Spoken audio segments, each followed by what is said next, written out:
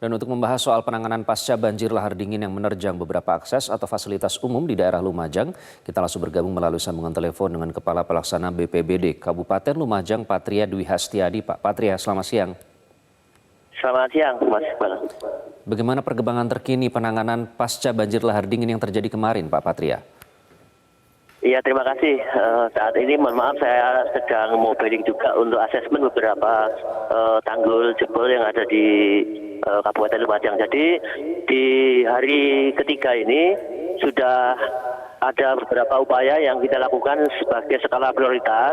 Yang pertama tentunya kita adalah penanganan pengungsi. Jadi dipastikan pelayanan dasar kepada pengungsi itu baik.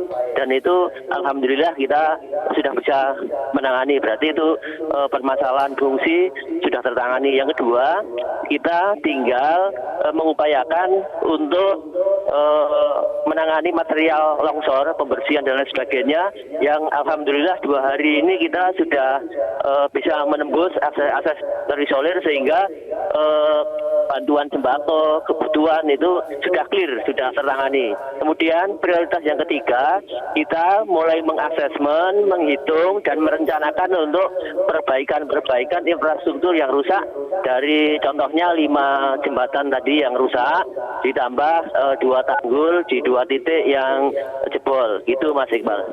Ada berapa orang atau kakak Pak yang menjadi korban atau terdampak dari pasca banjir kemarin dari data BPBD? Kalau korban yang terdampak adalah satu keluarga yang rumahnya di tebing posisinya, kemudian ada longsornya terjadi tanggal 6 dan tanggal 7 dini hari, sehingga waktu itu masih tidur, seorang ayah, ibu dan anak balitanya meninggal karena terkena material longsor itu, Mas.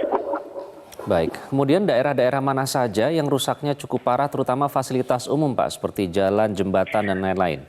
Iya, jadi kalau yang pertama tentunya di wilayah Kecamatan Pronojiwo, disitulah letak jembatan penghubung jalan nasional antara Kabupaten Lumajang dengan Kabupaten Malang itu putus, rusak total. Kemudian yang 3 jembatan adalah 3 jembatan penghubung antar kecamatan dan antar desa di Kabupaten Lumajang, itu letaknya di Kecamatan Pasirian dan Kecamatan Candipuro.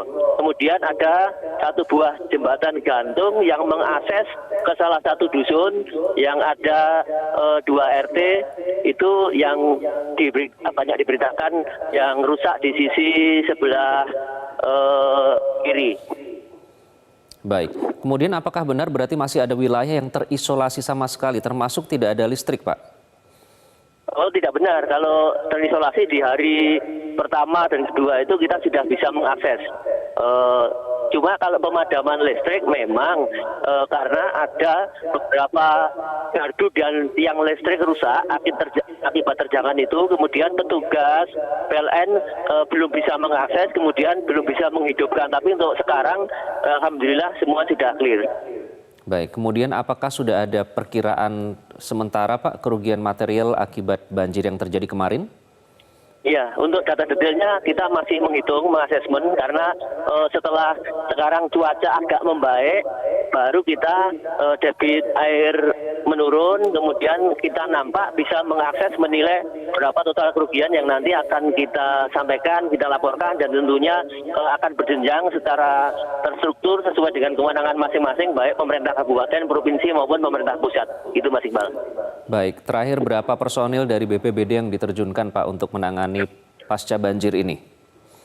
Ya, kalau dari BPBD sendiri kita total sebanyak 62 personil kita turun, kemudian dibantu jajaran pemerintah kabupaten, TNI, Polri, relawan, komunitas, pokoknya semua sumber daya pentahelik yang ada di Kabupaten Lumajang kita terlibat secara proporsional sesuai dengan kewenangan masing-masing. Baik, Pak Patria Dwi Hastiadi, terima kasih.